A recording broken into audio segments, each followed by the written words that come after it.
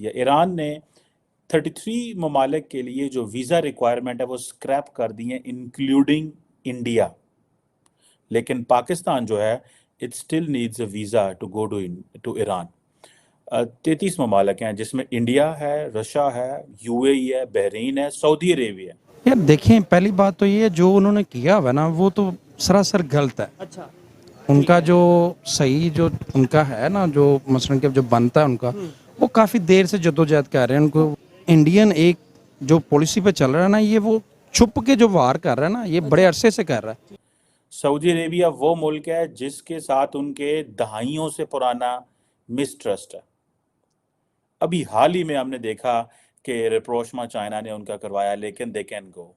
United Arab Emirates और Bahrain और Qatar और कुवैत, ये सारे जो जीसीसी में आते हैं, इनकी बड़ी सख्त लड़ाई थी इंडिया के साथ, ईरान के साथ, and but they all can travel to Iran without a visa, सारे सेंट्रल एशिया। ठीक है, बलोचिस्तान में क्या किया है इन्होंने, कितने लोग मारे हैं। पाकिस्तान सबसे ज़्यादा मुसलमान जो लोग हैं ना, इंडियन ने मारे हैं। अच्छा, मैं आपको हकीकत पाकिस्तान में सबसे ज्यादा लोग इंडियन ने मारे हैं।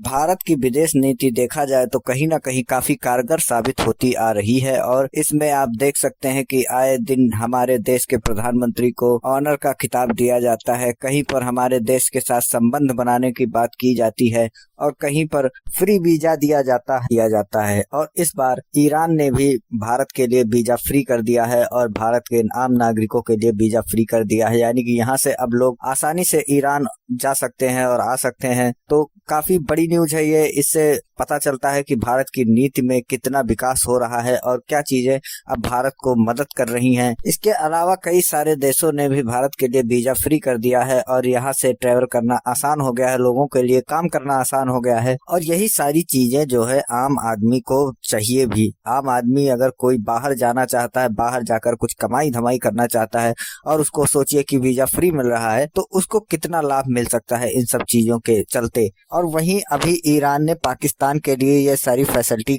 नहीं खोली है। इसके अलावा उसने कई सारे मिडिल एशिया के लोगों को ये ऑफर कर दिया है कि ये सारे लोग यहाँ पर फ्री वीजा से आ जा सकते हैं, लेकिन पाकिस्तान के लिए अभी ऐसी कोई चीजें उपलब्ध नहीं कराई गई हैं। इन सब चीजों को लेकर पाकिस्तानी लोग काफी खफा हैं, नाराज हैं कि मुस्लिम मुमालिक होते हुए भी हम लोगों के साथ ऐसा क्यों हो रहा है कि हमें कोई वीजा फ्री नहीं देता है, हमें कोई इस तरह से क्यों नहीं ट्रीट करता है जिस तरह से लोगों को भारत पसंद है और हम पाकिस्तानी क्यों नहीं पसंद हैं। तो इसका कारण क्या हो सकता है, आप हमें कमेंट बॉक्स में लिखकर बताइएगा। और फिलहाल इस न्यूज के बाद से पाकिस्तान भी इस सब बातों पर चर्चा कर रहा है और समझ नहीं पा रहा कि उसके साथ आखिर विदेश में क्या हो रहा है। इन सब बातों के बावजूद भी यदि पाकिस्तानी ये सोच रहे हैं कि भारत से उनका कोई कंपटीशन बनता है, तो मुझे लगता है कि उन्हें इस सब चीजों पर ध्यान देने की जरूरत है कि आप किस तरह से पाकिस्तान और भारत का कंपेयर करना चाह रहे हैं, क्योंकि आपकी सरकार ने ही आपको बर्बाद करने का पूरा प्लान बना रखा है और वो आपको धीरे धीरे बर्बाद करके ही आपको दिवालिया तक ले जाने की उनकी पूरी कोशिश जो है वो चलती रहेगी और जारी रहेगी और आपको ये लॉलीपॉप देती रहेगी कि हम भारत को निपटाने वाले हैं, बहुत जल्द हम भारत पर फतेह करेंगे और भारत को गुलाम बनाएंगे। और फला तरीके से आपको कंफ्यूज करते हुए आपकी सरकार आपकी जनता को लूट रही है और ऐसे ही लूटती रहेगी और आपको कंपेयर कराती रहेगी। तो चलते हैं वीडियो की ओर और देखते हैं पूरा मामला। वीडियो पसंद आए तो लाइक करें, चैनल को सब्सक्राइब करें व शेयर करना ना भूलें और अपने कमेंट भी लिखना ना भूलें। पाकिस्तान की मुस्लिम बात कर रहा हूँ, ये सही तरह से शो अप नहीं होता। ठीक हो गया। अब ये अब इसने बड़ा अच्छा सिस्टम रखा हुआ है और साथ में अमेरिका के साथ उसके बड़े अच्छे ताल्लुकात हैं और उसको उसकी आड़ में ये बड़ा कुछ कर रहा है।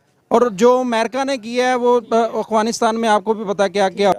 अफ्रीका के तमाम जो Seychelles, Tanzania, Mauritius, Tunisia, Arabic जो ममालिक हैं, देन जापान, चलो वो तो डेवलप कंट्री है, सिंगापुर भी ठीक है, इवन साउथ अमेरिका से उन्होंने Brazil, Peru, Cuba, Mexico, Venezuela, Bosnia, Europe से, ईस्टर्न यूरोप से Belarus, Croatia, Serbia, Herzegovina, Bosnia and Herzegovina, ये सारे मुल्क जा सकते हैं। जब पाकिस्तान बना था ना, और एक पिछले दिनों वो साफ़ी थे, उन्होंने अमेरिका के साफ़ी थे, यहाँ वो स्टेट के कह लें, उन्होंने वो किताब एक लिखी है, उसमें वो लिखा हुआ है कि ये जब बना था ना, हमने तब भी सोच लिया था कि पाकिस्तान को एक बराबर टून में रखना है कभी ऊपर नहीं आने देना, मैं कि आज़ाद हो के भी इसको आज़ाद नहीं होने देना। ठीक है, यानी हम आज आज़ाद नहीं है। नहीं सर। और ईरान ने पहले ये जो सर्विस थी बड़े कम ममालिक को दी हुई थी, Azerbaijan, Oman, China, Lebanon and all that, Syria के जो है। ठीक है जी। अब आपको पता है बहुत सारे पाकिस्तानी जो हैं वो ट्रैवल करते हैं, ईरान जाते हैं, ज़्यादातर किस लिए जाते हैं? पिलग्रिमेज के लिए। और अब होता क्या है, ईरान का वीज़ा मिल जाता है। ईरान का वीज़ा ये नहीं है कि मिलता नहीं है। अब तो ईरानियों ने जो है वो वीज़ा स्टैम्प करना भी बंद कर दिया था। तो उसकी वजह ये थी कि बहुत सारे जो पाकिस्तानी या और ममालिक के लोग हैं, जब उनके पासपोर्ट के ऊपर ईरान का वीज़ा लगता तो वेस्टर्न ममालिक वीज़े नहीं देते थे, अमेरिका वीज़े नहीं देता था, और ये इस तरह की चीज़ें जो हैं वो चलती। के रिलेशन सबके साथ अच्छे हैं, अमेरिका के साथ भी उसके अच्छे हैं, रशिया के साथ भी अच्छे हैं, चाइना के साथ भी अच्छे हैं, उसके हर मुल्क के साथ अच्छे हैं। अच्छी बात नहीं है, मतलब हर मेरी बात सुन, वो अपने मुल्क के लिए खेल रहा है। जबरदस्त होना भी ऐसे चाहिए, हमें अपने पाकिस्तान के लिए करना चाहिए। हाँ, ये देखो, हमें पाकिस्तान के लिए करना चाहिए। जो करता है वो अब कहें, आप जहाँ बैठा आपको पता है वो, और दबाव डाला जा रहा है। अच्छा, वो इसलिए दबाया जा रहा है। गाँव में आएंगे नहीं आएगा। ये सिर्फ प्रेशर पता है किसके कहने पे दिया जा रहा है? ये अमेरिका के कहने पे दिया जा रहा है। लेकिन आप देखें कि प्राइम मिनिस्टर नरेंद्र मोदी की जो पॉलिसी है regarding Iran, it is working, it's on middle east is working. ये जो पिक्चर मैं आपको दिखाई है दरमियान में, अगर आप देखें तो इसमें prime minister Modi Iranian foreign minister से मिल रहे हैं। This is against the protocol. Normally ये प्रोटोकॉल के अगेंस्ट होता है, और एक ही सीट के ऊपर बिठाना फॉरेन मिनिस्टर को, ठीक है, ये उस मुल्क के फॉरेन मिनिस्टर को बिठाया जाता है which is very important for a country. तो आप फॉरेन मिनिस्टर को भी बिठा लेते हैं, ठीक है। जैसे secretary Antony Blinken and defence secretary आए थे तो प्राइम मिनिस्टर मोदी को उन्होंने कॉल ऑन किया and they went. So Iranians are investing a lot in Iran, sorry Indians are investing a lot in Iran for so many reason. उसके बहुत सारे वजूहात हैं। दे नो ईरान जो है वो बड़ा एक इम्पॉर्टेंट है, एंड इंडियंस को इस चीज़ का पता है कि Iran is a serious country, and ईरानी समझते हैं India is a serious country. ये G20 जो समिट हुआ था आपको पता है ना? हाँ, इंडिया में हुआ था। वो किस लिए हुआ था? ये सिर्फ ये जी, हम ये जिस तरह भी ये सी पैक बनाया, उन्होंने कहा जी हम यहाँ से अपना माल यूरोप भेजेंगे।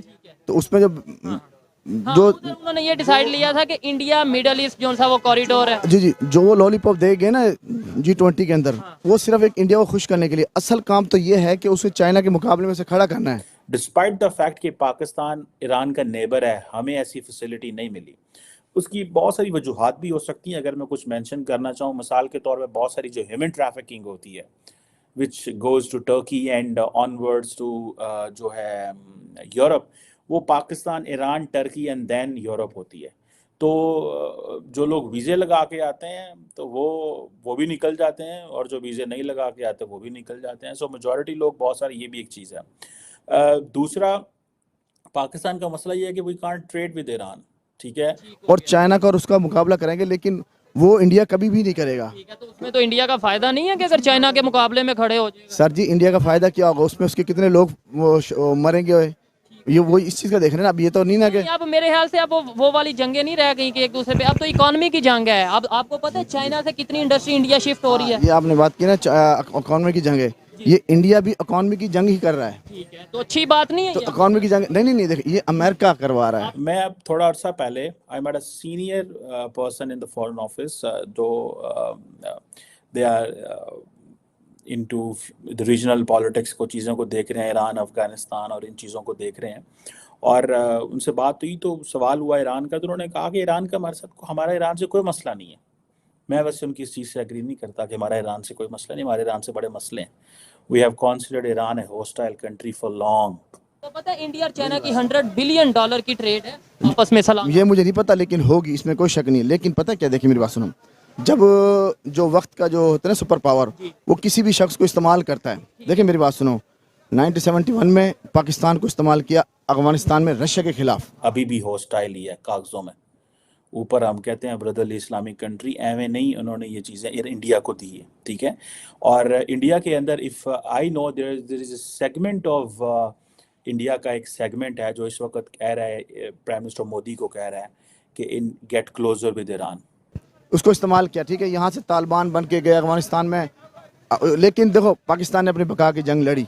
बका की जंग इसलिए लड़ी, आपकी अपनी वैसे ओपिनियन, आपको नहीं लगता कि हमें उस जंग का हिस्सा नहीं था बनना चाहिए? नहीं बनना चाहिए था। बनना चाहिए था। हाँ जी, मैं बताता हूँ। आज भी जो तालिबान जो कर रहे हैं हमारे साथ, वो ठीक कर नहीं देख मेरी बात, वो अब पाकिस्तान इसलिए बना है, उस जंग का हिस्सा, अगर पाकिस्तान उस जंग का हिस्सा ना बनता तो आज रशिया पाकिस्तान के अंदर बैठा होता।